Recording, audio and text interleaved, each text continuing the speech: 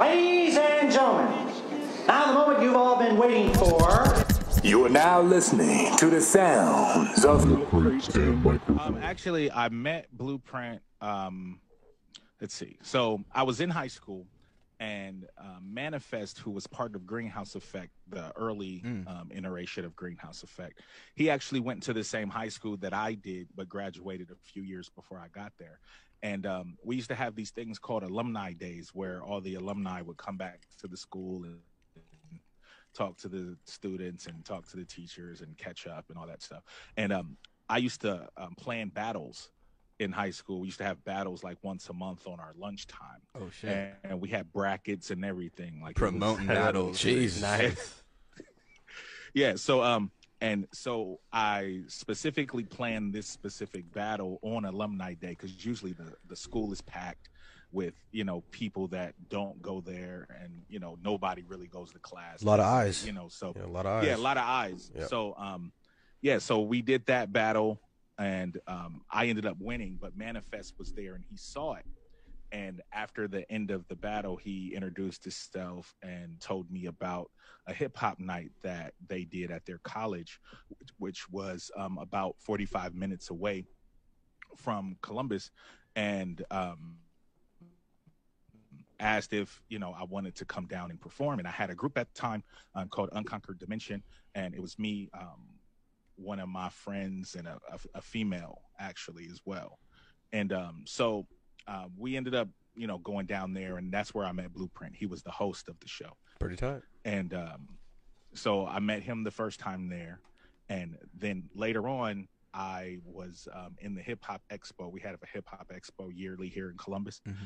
And it's an annual thing, and it was really, really good back in the day. It's still going on, and it's more for the young kids now.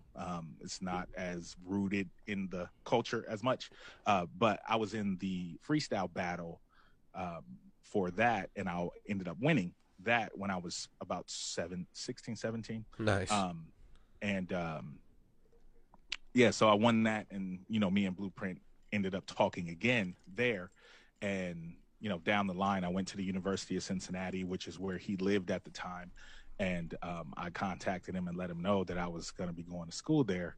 And that first year of college, when I should have been studying, that's when I recorded Unforeseen Shadows. Okay. That makes sense. Now, did you finish college? I did after that. I didn't finish when I was supposed to. Yeah. But I do have my bachelor's and master's degree now. Awesome.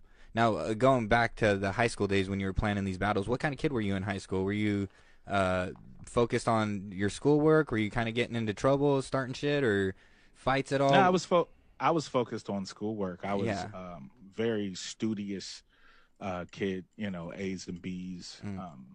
You know, making sure that wanting to go to college, but also wanting to rap. Definitely. You know, and once I got to college, you know, the school was like, I'll do that another time. You know, yeah, go pursue your dreams. I'll go hang out with Dose One, and yeah, fucking A. Now that was one thing that I was like wondering. That name drop. Dose One went to Cincinnati. Now, isn't he from the Bay Area originally? He's actually from Philly originally. Oh, okay. Oh wow.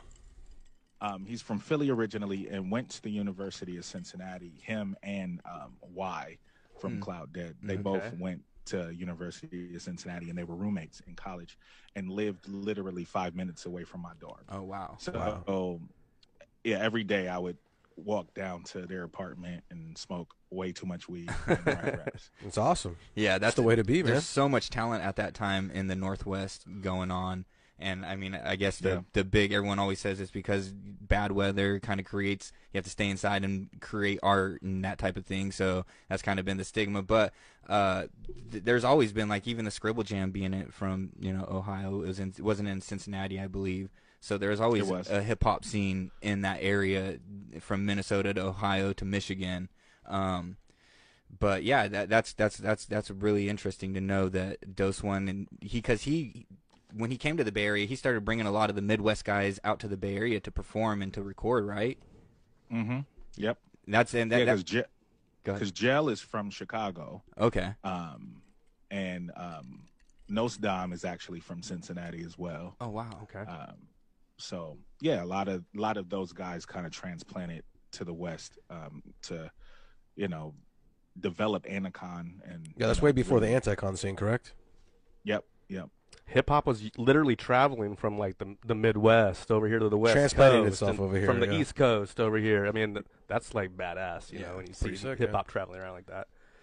Yeah. And that was also before the time when you could just go on the internet and find any song. You know, it was tape trading and CD trading and that type of thing. That's how Word we of were. mouth, That's yeah. how we were getting a lot of the music because we're in California, so we were getting a lot of the East Coast or Midwest stuff just from word of mouth and getting CDs that people had burned and that type of thing back then. But yeah, that was fun times. I mean, we did a lot of tape trading back then. Mm-hmm. Like the first time I heard Aesop Rock was on a tape that Dose One played me, just because he was cool with him, and they would trade tapes. And did he first time I introduce heard you to Aesop? Actually, no. Well, he introduced me to his music, yes, but personally, he didn't. I actually met Aesop Rock. Him, Cannibal Ox, and the rest of Adam's family performed at my CD release party for Unforeseen Shadows in 2000. And nice. This was right before Float and way before Cold Vein came out. And that was when me and Aesop actually met for the first time.